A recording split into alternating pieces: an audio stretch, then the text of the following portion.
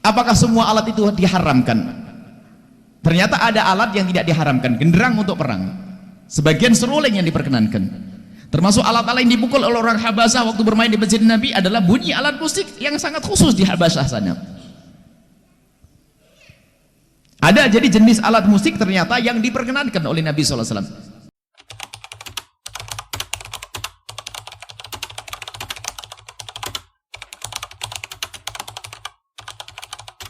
Assalamualaikum warahmatullahi wabarakatuh. Tidak ada hadis yang sahih kecuali satu hadis riwayat Imam Bukhari tentang alat musik. Sayati ala ummati akan datang kepada umatku yahillunal hirra wal khamra wal ma'azif. Mereka itu akan menghalalkan hir, yakni perzinaan, wal khamr wal ma'azif. Lah ma'azif itu apa? Jadi ada suatu ketika pada zaman akhir ini ada orang menghalalkan perzinaan. Kalau orang menghalalkan perzinaan hukumnya kafir. Atau menghalalkan khamr hukumnya kafir. Ini ada. Pada akhir zaman ada. Yang terakhir adalah menghalalkan ma'azif. Ma'azif itu apa? Para ulama mengatakan ini alatul lahwi, alat yang menjadikan orang lalai.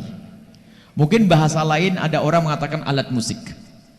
Nah, sekarang dibahas oleh para ulama. Apakah semua alat musik itu diharamkan? Dan dari tiga yang disebut oleh Rasulullah itu al-hir perzinaan, al-khamr yang ketiga adalah ma'azif.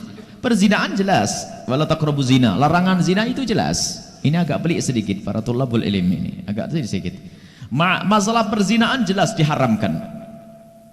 Maka yang menghalalkan perzinaan adalah syirik, keluar dari iman. Khamr sudah jelas pengharamannya. Yang menghalalkan khamr jelas keluar dari iman. Tapi yang ma'azif belum pernah ada larangan sebelumnya. Tapi kenapa ada di sini? Tidak ada larangan dari Nabi sebelumnya tentang ma'azif. Tapi kenapa kok ada di sini? Ini ulama membahas. Kemudian dibahas secara khusus apa makna ma'azif? Alat yang melalaikan, alatul lahwi, alat musik. Jawabannya baik kalau itu alat musik. Apakah semua alat musik itu diharamkan? Ini pertanyaannya. Karena Nabi SAW memperkenankan seorang perempuan yang bernadar, ya Rasulullah, inni nadartu an adriba duffa ala ra'sika in sallamakallahu law sallamakallah. Ya Rasulullah, aku bernadar kalau seandainya kau selamat dalam peperangan, aku akan memukul rebana di atas kepalamu. Rebana termasuk bagian alat, termasuk pernikahan. Wadribu alaihi biduf, wadribu alaihi a'linu fil masjid, wadribu alaihi biduffi. Jadi Nabi memerintahkan untuk memukul rebana di dalam pernikahan, tanda senang. Tapi hati-hati ya, masalah halal haram jangan main-main. Jadi harus ada jalan menjelaskan ini, Riji. Baik, ini alat. Ini masalah alat. Jadi alat ini, apakah semua alat itu diharamkan? Ternyata ada alat yang tidak diharamkan, genderang untuk perang. Sebagian seruling yang diperkenankan. Termasuk alat-alat yang dipukul oleh orang Habasyah waktu bermain di masjid Nabi adalah bunyi alat musik yang sangat khusus di Habasyah sana. Ada jadi jenis alat musik ternyata yang diperkenankan oleh Nabi SAW. Lalu para ulama menjelaskan di sini tentang alat apa yang menjadi haram dan apa sebab pengharamannya. Kita taruh dulu di sini. Tapi sebelumnya harus ada kita paham 5 hal. Lagu dengan musik itu dibahas 5 hal. Jadi jangan langsung halal atau haram. Ini.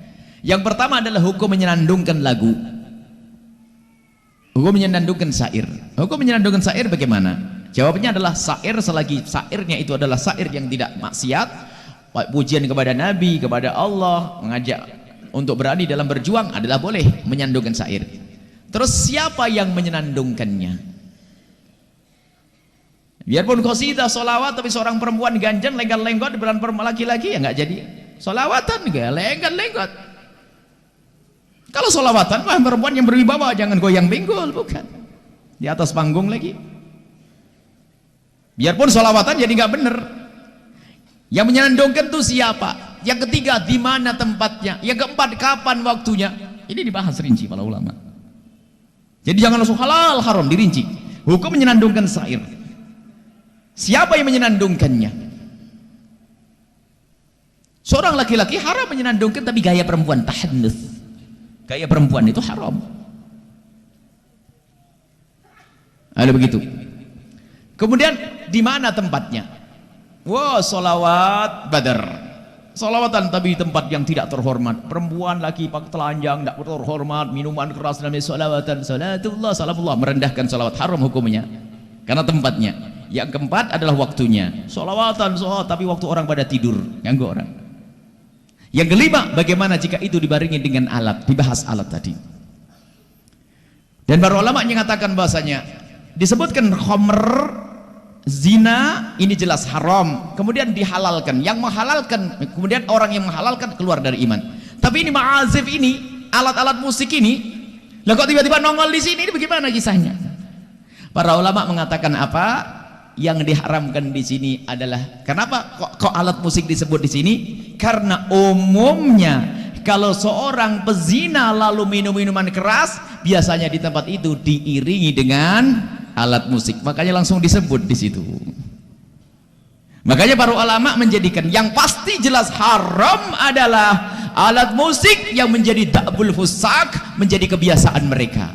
Asalkan alat musik yang semua orang kalau dengar alat musik itu biasa aja adalah di tempat-tempat disco dan sebagainya, lagi perempuan pasti itu haram, atau goyang pinggul yang nggak pasti haram, jelas itu.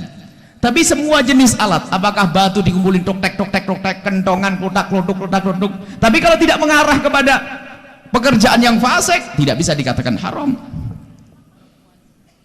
Coba ada kentongan waktu ronda apa tuh ngobrok ya di sini. Kalau Jawa Timur ronda, kentongan yang bunyi dundang, itu bukan gitar, bukan organ juga, tapi bambu yang bersuara, sehingga mengeluarkan suara yang indah. Kadang-kadang indah itu suaranya. Itu bukan rebana juga. Apakah kentongan haram? Kecuali kentongan yang memang dibuat kentongan jenis tertentu, biasanya apa? Dibunyikan untuk sambil berzina dan minuman keras, maka jadi haram. Maka alat musik yang mutlak diharamkan adalah alat musik yang menjadi da'bul fusak, yang menjadi kebiasaannya orang fasik. Adapun alat-alat musik yang tidak menjadi kebiasaan orang fasik, misalnya di sebuah daerah Anda menemukan sebuah alat musik, itu hanya tradisional untuk melatih perang, untuk semangat belajar ini, selagi tidak menjadi kebiasaan orang mabuk berzina, maka bukan termasuk sesuatu yang diharamkan. Apakah itu dianjurkan? Oh bukan. Bagaimana jika ada sholawat dibarengi dengan rebana dan sebagainya? Ada rebana diajarkan, atau mungkin alat musik yang lainnya, yang penting bukan alat musik yang menjadi kebiasaannya orang ahli maksiat. Selagi bukan kebiasaan ahli maksiat, maka ketahuilah bahwasanya itu bukan sesuatu yang mutlak diharamkan tadi, sebab sudah diketahui alat jenis musik tertentu yang sudah dipakai untuk pemabuk dan sebagainya. Bahkan ini adalah menjadi syiarnya orang fasik, haram itu alat musik. Tapi kalau alat musik yang di situ tidak menjadi ciri khasnya orang fasik, orang ahli maksiat, maka termasuk masuk bab yang mubah, diperkenankan. Kalau dibarengi dengan satu syair-syair yang baik, maka bukan satu yang terlarang, asalkan memenuhi syarat yang 5 tadi. Akan tapi apakah itu dianjurkan?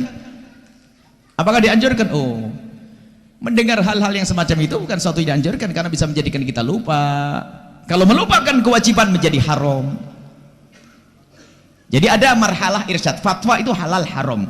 Tapi kalau masalah petunjuk, lah santri seharusnya tidak banyak dengar yang demikian itu. Santri tugasnya belajar, ahli zikir ngapain perlu alat-alat musik.